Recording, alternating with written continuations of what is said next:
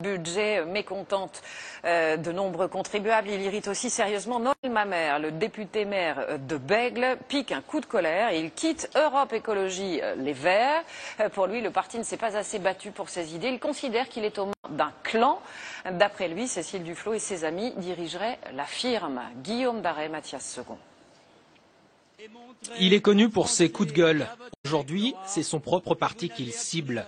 Noël Mamère quitte les Verts et le fait avec fracas. Notre parti ne produit plus rien. Il est prisonnier de ses calculs et de ses clans. Nous sommes devenus un syndicat d'élus, dit-il à nos confrères du Monde.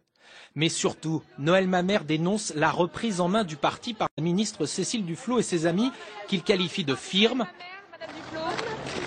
Pas de commentaires, la journée s'annonce pourtant compliquée, car ce départ traduit le malaise de certains élus écologistes pour qui les Verts n'ont plus rien à faire au gouvernement.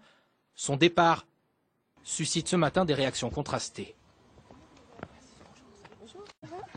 Une déception pour moi aussi, parce que c'était vraiment quelqu'un qui comptait beaucoup, qui avait une parole libre et qui parfois voyait ce que les autres ne voient pas. Ce que je demande à Noël Mamère, si on n'avait pas été là, est-ce que le gouvernement aurait tenu sur les gaz de schiste? Est-ce que le gouvernement aurait tenu sur le nucléaire? Est-ce qu'on aurait obtenu la baisse de la TVA pour les artisans? Est-ce qu'on aurait obtenu la garantie universelle des loyers pour aider les locataires et les propriétaires? Je ne reconnais plus le parti que j'ai représenté en 2002, explique Noël Mamère. Il avait recueilli plus de 5% des voix, meilleur score jamais réalisé par un écologiste à la présidentielle. Les Verts ont effectivement un problème, concède Nicolas Hulot.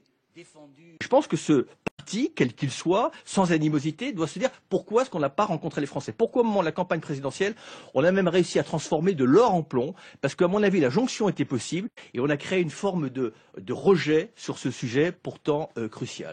Daniel Cohn-Bendit donne lui aussi raison au député de Gironde, expliquant qu'il partage son ras-le-bol sur le fonctionnement et le clanisme qui règne chez les Verts.